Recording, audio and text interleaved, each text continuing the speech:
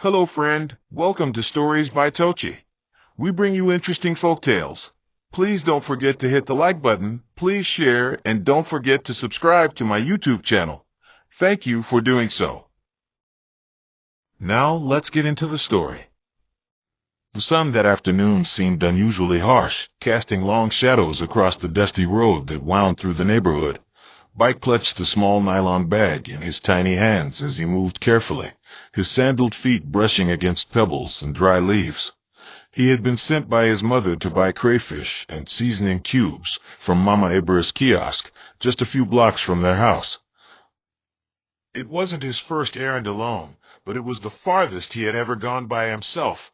His mother had reminded him not to talk to strangers, to go straight there and come back.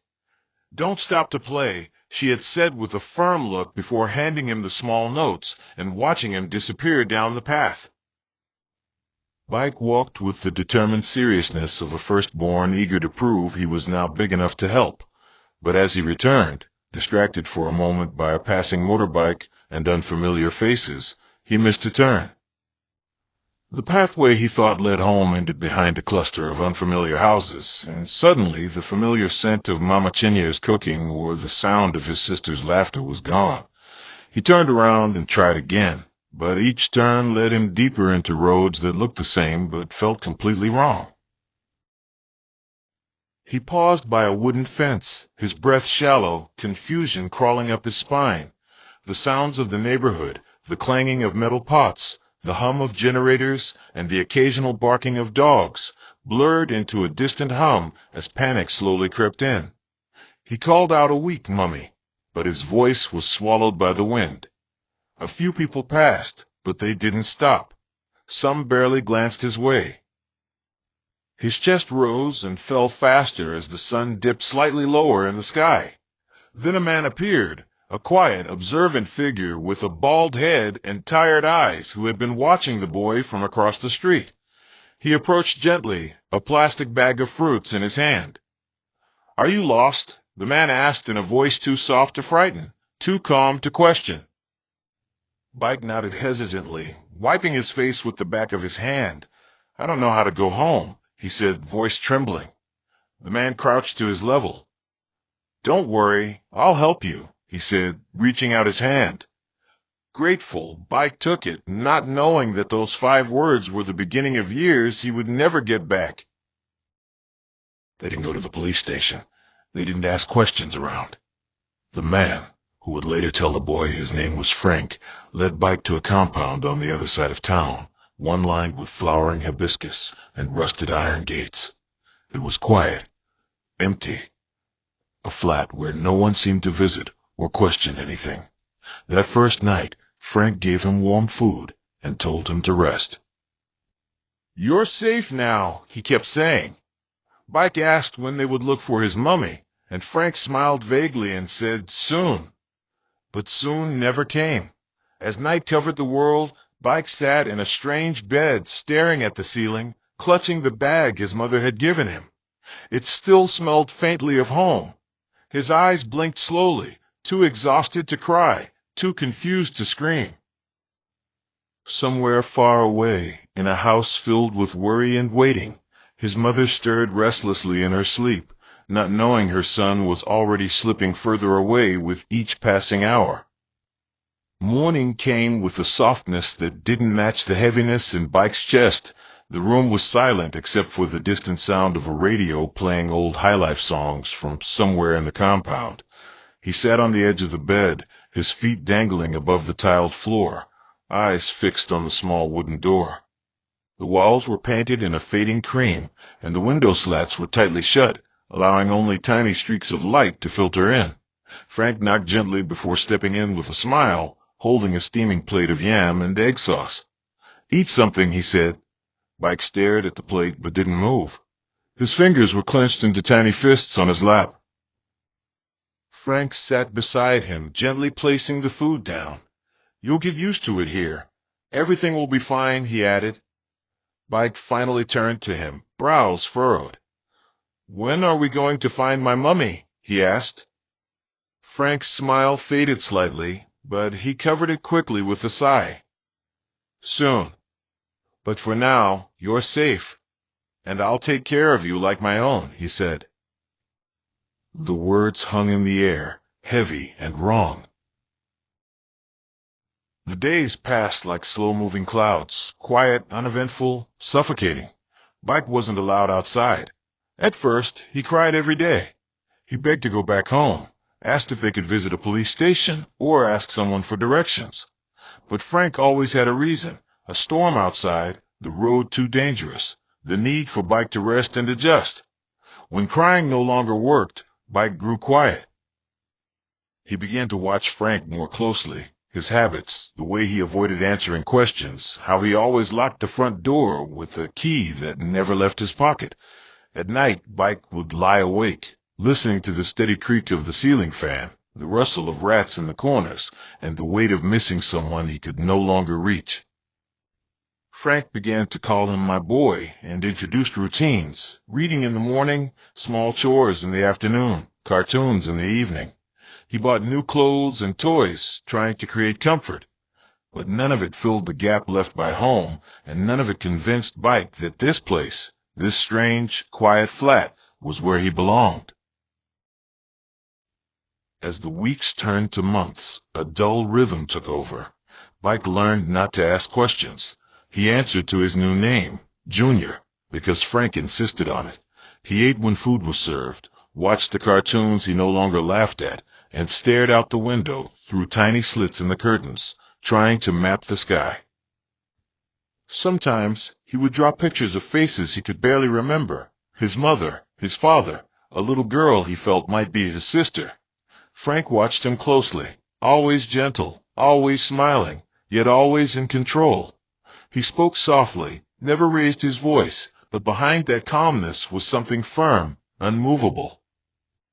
Mike felt it every time he reached for the door and found it locked, every time he tried to say he wanted to go and was told, not yet. One evening, as he lay on the floor sketching with crayons Frank had bought, he whispered to himself, "They're still looking for me. I know it." But the room said nothing back. The crayons rolled away slowly, and the silence thickened. Back in the village, the Okafor household descended into a kind of aching that words could not soften. At first, there was noise, shouts of Mike's name echoing through the streets, voices calling out from verandas, motorbikes racing through dusty paths as neighbors joined the search. His mother, Mama Mike, ran barefoot through bushy footpaths behind the houses, her wrapper loose at the waist, eyes wild with fear.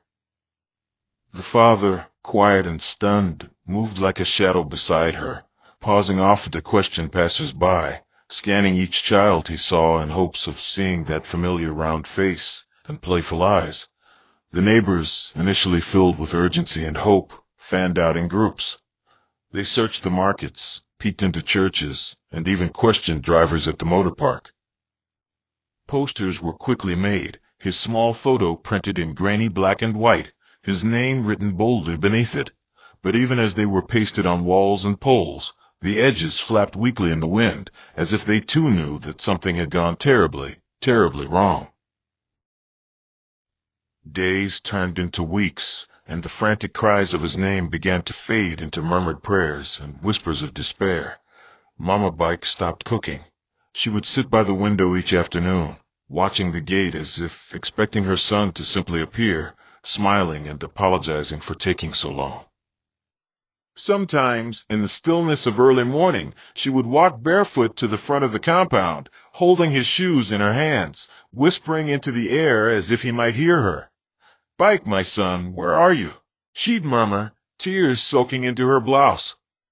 His father, a man once known for his steady nature, began to falter too, forgetting to open his shop, sitting for hours in silence, barely responding to greetings.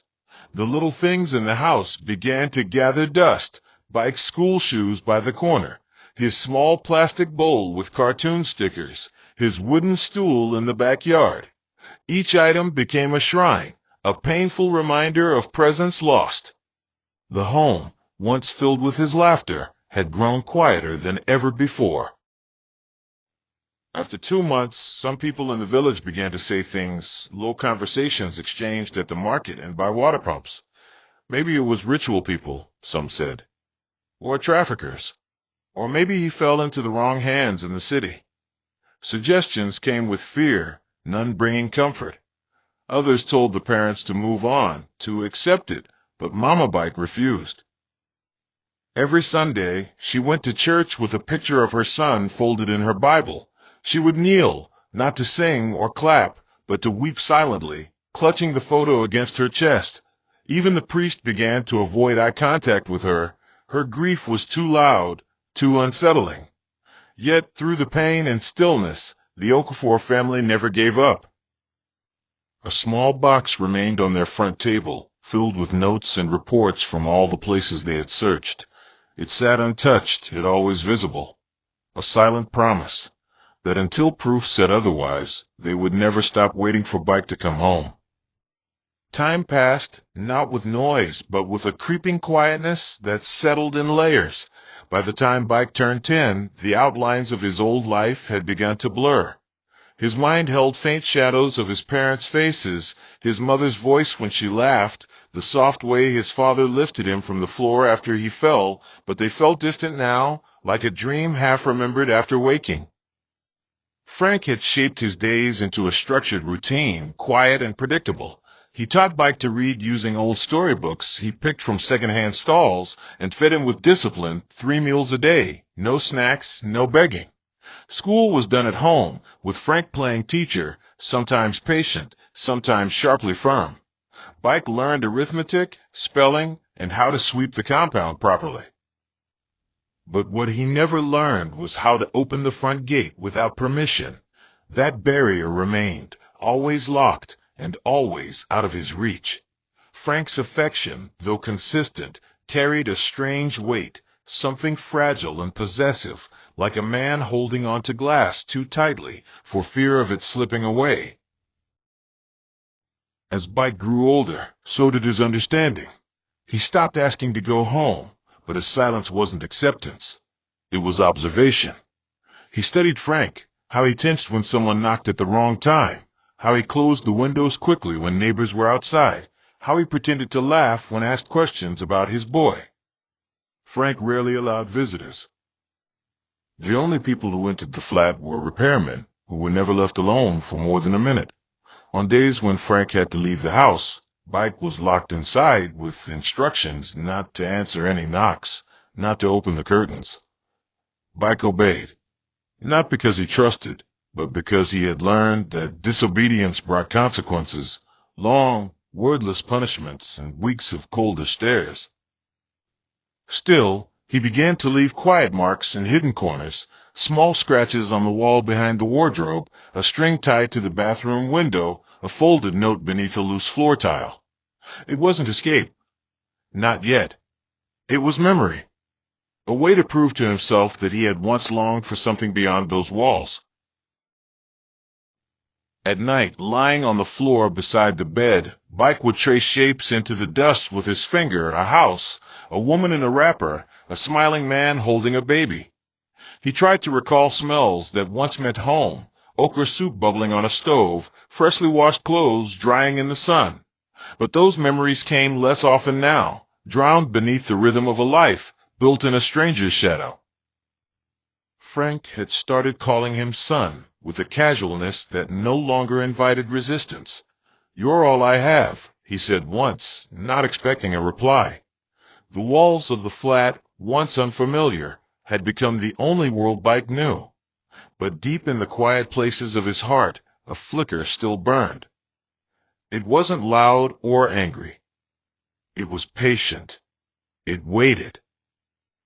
Because even if he didn't know how or when, Bike believed that somewhere out there, someone still remembered. Someone still searched, and he wasn't ready to forget. The first time Frank left the gate open, it wasn't an accident. It was a test. Bike, now a boy of 18, stood by the kitchen window and noticed it. The heavy iron gate, which had for years remained shut and locked with an old brass padlock, was slightly ajar, creaking as it rocked gently with the wind. He didn't move toward it immediately. He just stared, as if unsure whether it was real. That day, Frank had gone out early, claiming he had a business meeting. He didn't say when he'd return, which was unusual. Mike watched the street through the narrow gap. People walked by. Children in school uniforms passed, laughing and nudging one another. The air smelled of roasted groundnuts and car exhaust. It all felt new and yet achingly familiar. His heart thumped, not with fear, but with something deeper, something that had no name yet. Still, he didn't walk out. He stayed inside, hands trembling as he paced the living room, the feeling of possibility clawing at his chest. In the weeks that followed, Frank began allowing small outings. It started with a walk down the street to buy eggs from a woman who sold provisions at a corner stall. He went with Bike the first time, walking close behind, always watching. Then came the next visit, just Bike, alone, while Frank waited by the gate. It was surreal. The sun felt warmer outside. The ground felt different beneath his feet, like he had forgotten how to walk on roads that weren't surrounded by walls. The other sellers barely noticed him. To them, he was just another boy. But to Bike, it was like stepping into a world he'd only ever viewed from behind glass. As time passed, Frank grew more confident, even casual. He began giving Bike small money to run errands, buy tomatoes, collect dry cleaning, pick up batteries from a nearby store. With every outing, Bike's eyes widened, his ears tuned to voices, names, corners, anything that felt like a thread leading somewhere. He didn't ask Frank why the change happened. He simply adapted, cautiously expanding his steps beyond what used to be forbidden. One afternoon, as he stood in the open market choosing peppers from a wooden tray, a woman stopped in front of him, her eyes fixed on his face. She was short, plump, and had a wrapper tied tightly over her chest, a black nylon bag swinging from her wrist. Her eyes widened slowly. "Jesus!" "Bike," she whispered, half to herself. He froze. The name hit him like cold water. He hadn't heard it in years, not from anyone other than his own thoughts. He turned slowly, his heart racing. "Hey," he muttered, unsure if he had heard her correctly. The woman stepped closer, hands trembling slightly. "Your Bike. You're Mama Ifinanya's son. You disappeared years ago," she said, voice cracking. A strange numbness spread through him, as if all his memories had rushed back too quickly. He nodded, eyes filling with tears before he could stop them. The market around them faded into a blur of sound. "He took me," he said quietly, "the man, he kept me. He didn't let me go." The woman's eyes welled up. She took his hand gently and said, "Don't worry. We're going to sort this out." And just like that, the silence of 13 years began to unravel. The woman's name was Auntie Ifioma, and as she led Bike through the bustling market that day, she could hardly keep her emotion steady. She kept glancing at him, her lips parting slightly every few seconds as if she wanted to say something but couldn't. Bike walked beside her in silence, his mind struggling to hold on to what was happening. He wasn't sure if he was dreaming or if this was some cruel mistake. Auntie Ifioma lived on the same street as his parents back then. He vaguely remembered her large voice during evening compound gossip and the way her laughter echoed when she told stories by the roadside. Now, her steps were hurried, her grip on his wrist firm but gentle. She asked small questions, his age now, what school he went to, where he lived, but Bike could barely answer. He was still reeling from the sound of his own name being spoken so clearly, so casually, as though the last 13 years hadn't folded it away in silence. Everything around him suddenly felt fragile, like one wrong move might shatter the thin bridge reconnecting him to his past.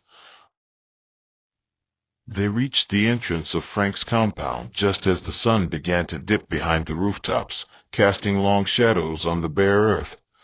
Auntie Ifioma stopped at the gate and turned to face him fully.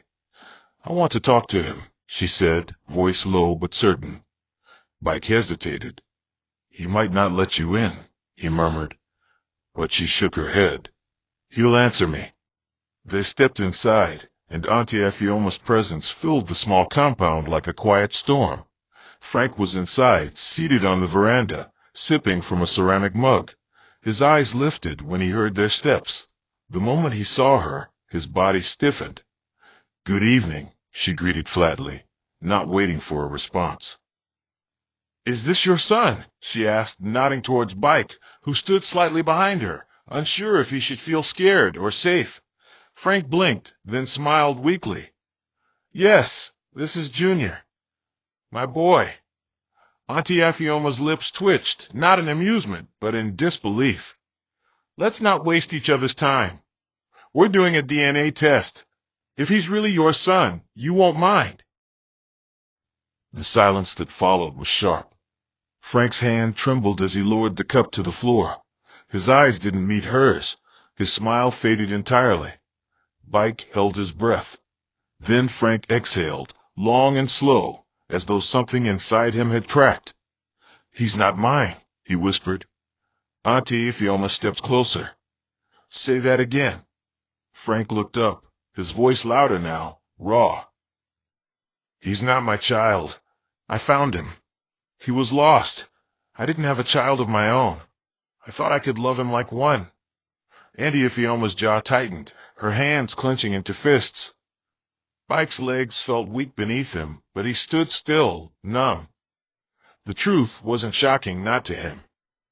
But hearing it said aloud was like having something he buried dragged into the open. Auntie Ifioma reached into her bag, pulled out her phone, and said, "His parents are going to know before nightfall. We've waited long enough." Frank didn't speak again. He just sat there, slumped, as if the weight of his own lie had finally settled fully onto his shoulders. And inside the house that had held 13 years of someone else's life, the silence grew heavier than it had ever been. The next morning arrived with a kind of nervous tension that clung to everything like the air before a heavy rain. Bike didn't sleep that night. He sat upright on the edge of his bed, eyes fixed on the ceiling fan as it turned slowly, clicking with each tired rotation. Auntie Afioma had stayed until late, making phone calls in low, urgent tones just outside the veranda. He could hear her speaking Igbo quickly, emotion bubbling beneath her steady voice. He had imagined this moment countless times, being found, being named, going home, but now that it was happening, his mind was a mess of fear, hope, and confusion. Frank didn't say a word to him throughout the night. He kept to himself in the parlor, sometimes walking back and forth, sometimes just staring blankly at the television with the volume turned down low. The house felt colder than usual, like the very walls had become strangers to them both. When dawn came, Bike stepped outside for air, feeling the chill of early morning wrap around his bare arms. He stood by the doorway and waited, not knowing exactly what he was waiting for, but too unsettled to sit still. It wasn't long before he heard the sound of a car outside. Not the regular hum of neighbors leaving for work, but something heavier, slower, almost cautious.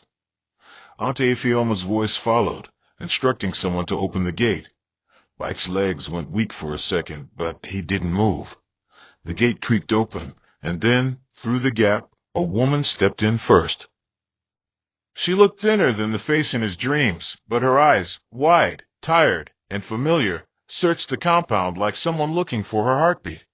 Behind her came a man, taller, gray now around the edges, but walking like he carried the weight of too many yesterdays. And then, as their eyes met, the world stood still. "Bike," his mother called softly, voice already breaking. He didn't answer. He couldn't. His lips parted, but no words came. She dropped her handbag to the floor and began to run, tears already streaming down her cheeks. When her arms wrapped around him, he felt everything, her warmth, her trembling, the scent of powder and tears. My son, she wept, pulling him close as if afraid he might vanish again.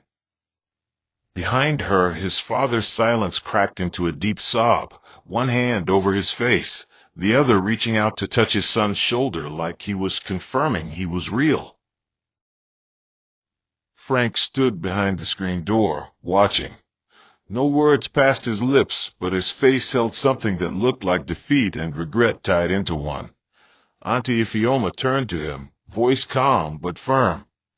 You know what you've done. You know this was never yours to keep. Frank nodded slowly. I just wanted someone to call mine, he said, eyes lowering. I didn't mean to hurt anyone. I thought I could be enough. But no one answered him. The reunion unfolding before him was one he had stolen, and now it was returning to its rightful place. Mama Bike couldn't stop touching her son, his cheeks, his arms, his hair, every inch of him, like she was reclaiming what time had tried to erase. His father didn't speak much, but his hands shook each time they touched Bike, as though words would fail where presence was finally enough. In that small compound, under the pale morning sky, a boy who had been silenced for over a decade stood between the past and a beginning he never thought he'd have again. And for the first time in years, he wasn't afraid to be seen. The days that followed were filled with quiet recovery, slow, emotional stitches trying to close a wound 13 years deep. Bike's parents didn't take him away immediately. They stayed in a small guest house close to the area while waiting for the DNA test, not because they needed proof in their hearts, but because the law required it. They visited every day, always together, never letting him out of their sight for too long. His mother brought jollof rice wrapped in foil and mangoes sliced in small cubes, just the way he used to love them, as if she were trying to restart memories with each bite. His father, a man of few words, would sit beside him on the veranda in the evenings, talking about simple things, how the compound had changed, how his sister was in the university now, how he had painted Bike's old room blue, waiting for his return. Bike listened to it all with a gentle numbness. His voice still came out uncertain, like it hadn't yet learned how to speak freely. He answered in short phrases, sometimes just nods, still caught between what he knew and what he was trying to remember.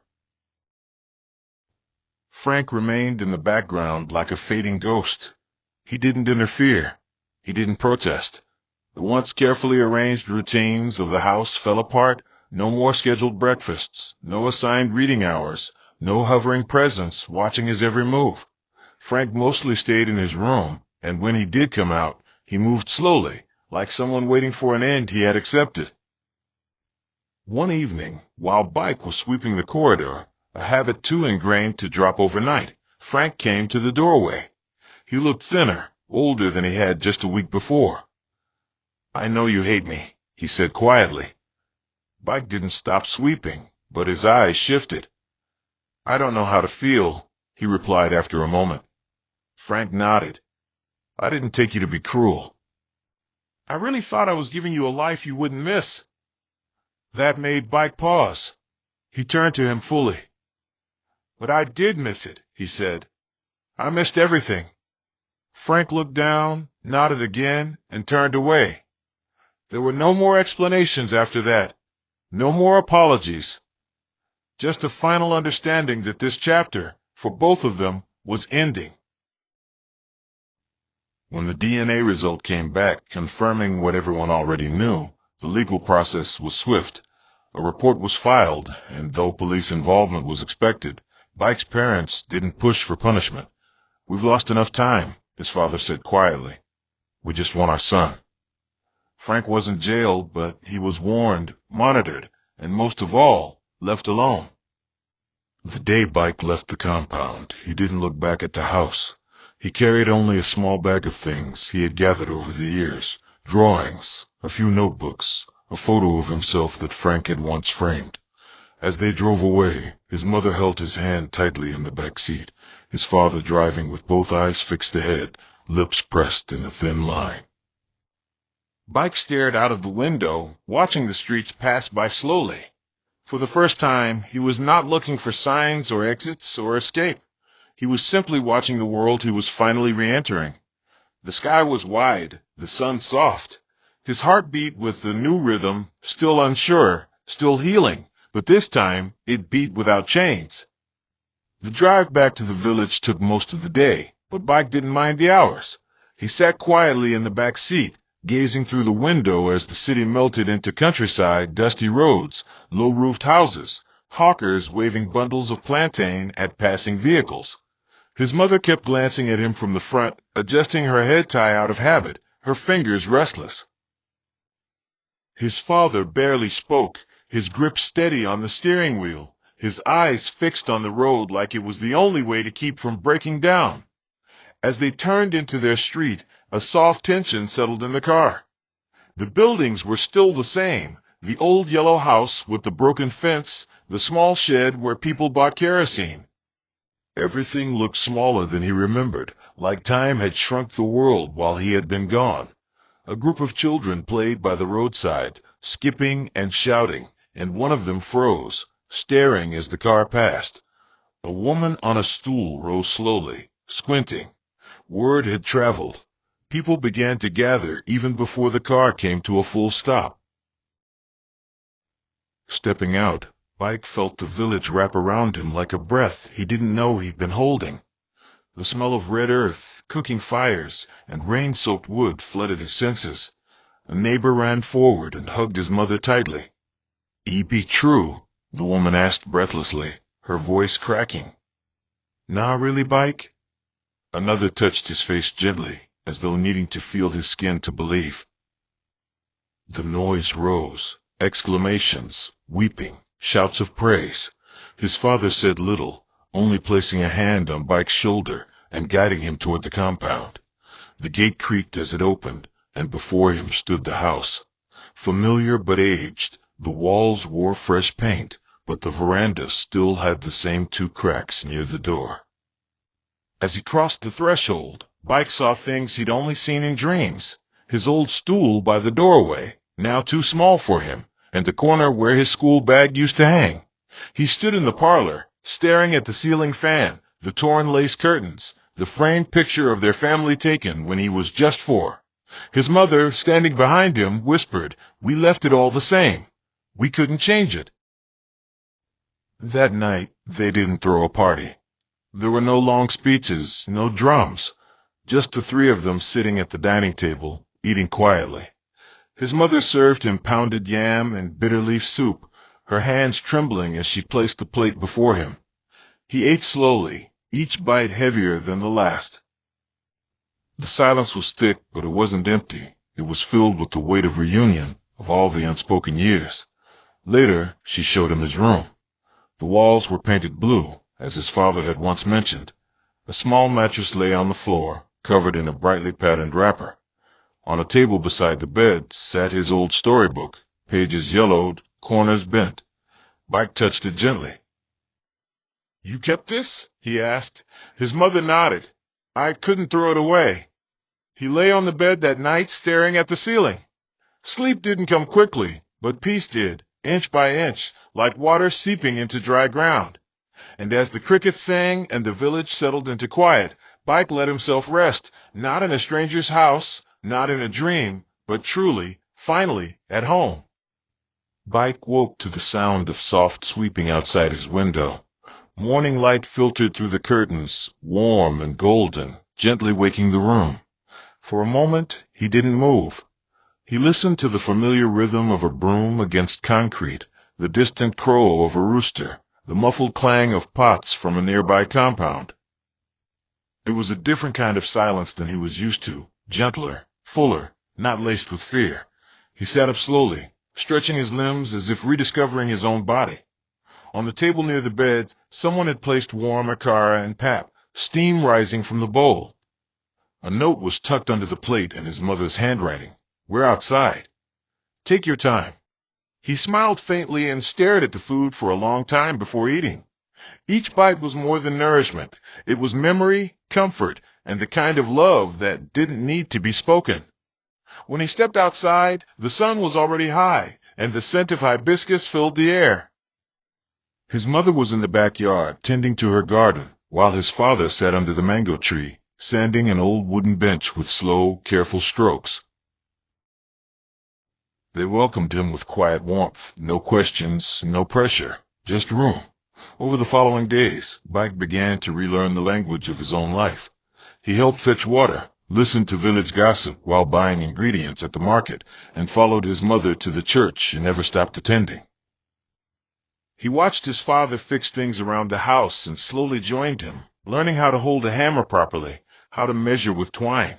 His sister, Ifeanyi, returned from school one weekend, and the moment they locked eyes, she burst into tears. She had only been 4 when he disappeared. Now she was a young woman, vibrant and protective. They sat under the veranda late into the night, piecing together their separate childhoods like fragments of the same stories scattered across time. Bike didn't try to tell everything all at once. He let it come slowly, what it felt like to live in silence, how hope had almost slipped away, how the memory of a face or a smell kept him anchored. They didn't interrupt him. They just listened, and that listening, steady and undemanding, was its own kind of healing. Weeks passed, and Bike began to feel something he hadn't dared to name before: possibility. He enrolled in adult education classes in the nearest town, eager to catch up, to learn beyond what he had been taught in that small, shuttered apartment. He started writing too, quietly at first, filling worn notebooks with reflections, dreams, questions. Some days he still woke with a start, heart pounding, unsure of where he was. But the fear faded quicker now, soothed by the sound of his sister's laughter, his father's quiet humming, his mother's cooking. People in the village no longer stared with pity. They greeted him like a boy reborn, someone who had returned from a place no one could reach. Bike didn't think much about Frank anymore. He didn't carry hate, just a distant ache, like a scar that no longer stung. His days were simple but full. And one morning, as he stood outside watching children chase kites beneath a cottony sky, he whispered to himself, "I'm here. Not lost. Not broken. Just here, alive, home, and free to choose what came next."